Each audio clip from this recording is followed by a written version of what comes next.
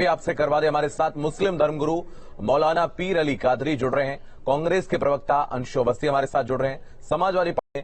सबसे पहले मैं मौलाना आपके पास आऊंगा। मौलाना पीर अली कादरी हमारे साथ जुड़े हैं। मौलाना साहब, सवाल यही है कि जिस तरीके से सीएए और एनआरसी को लेकर असदुद्दीन ओवैसी ने जो बयान दिया है कि अगर आने वाले वक्त में कानून वापस नहीं हुआ तो शाहीन बाग प्रदेश के अलग अलग हिस्सों में नजर आएंगे, इसको कैसे देखते हैं आप?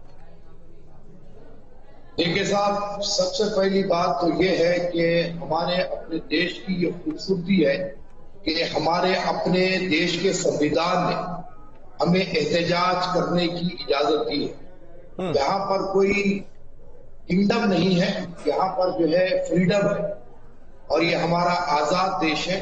तो यहाँ पर अगर हमको कोई चीज समझने ना आए, अगर हमारे हित में वो ठीक ना लगे तो हम उस पर एहतजाज बुलंद कर सकते हैं।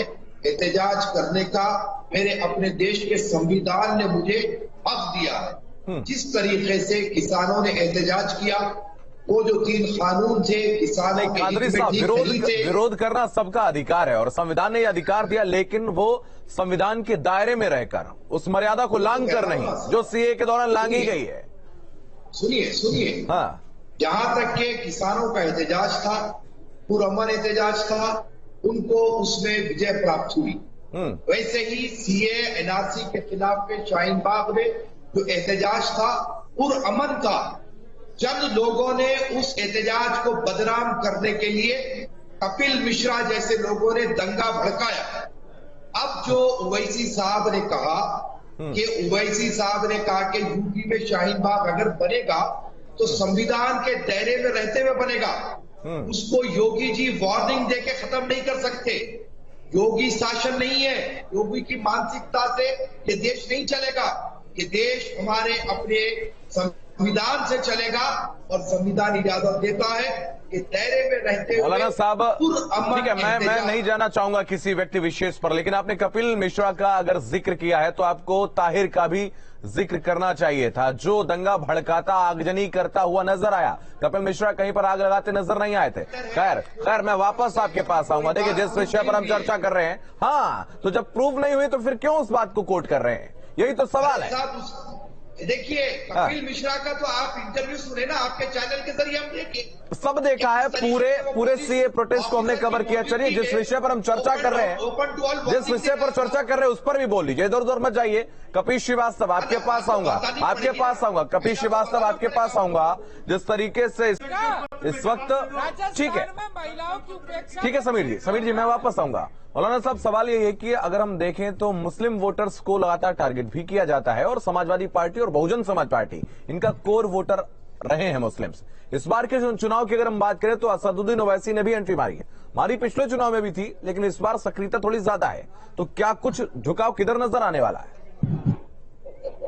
देखिए साहब, आजादी के बाद से लेकर आज तक के मुसलमानों ने कभी कांग्रेस पे भरोसा किया, तो कभी समाजवादी पे, तो कभी बसपा पे, लेकिन कहीं पर भी मुसलमानों को इंसाफ नहीं मिला।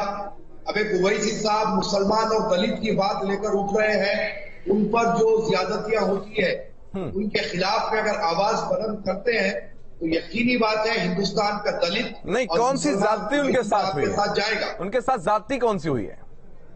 क्या जाति नहीं हुई साहब? बयान तो उनके भाई ऐसे बयान दे देते हैं, उनके भाई साहब ऐसे बयान दे देते हैं कि उसके बाद जाने क्या कर डालेंगे।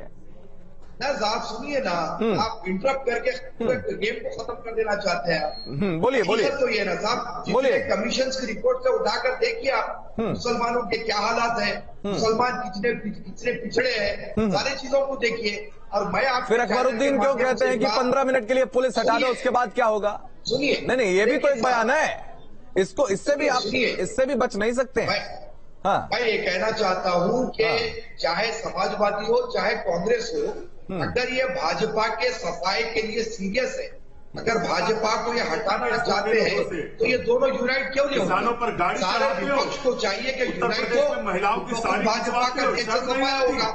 तो एजेंट तो ये अंशु अवस्थी 10 सेकंड में अंतिम प्रतिक्रिया, 10 जल्दी। अंशु अवस्थी, अपमान करते हो।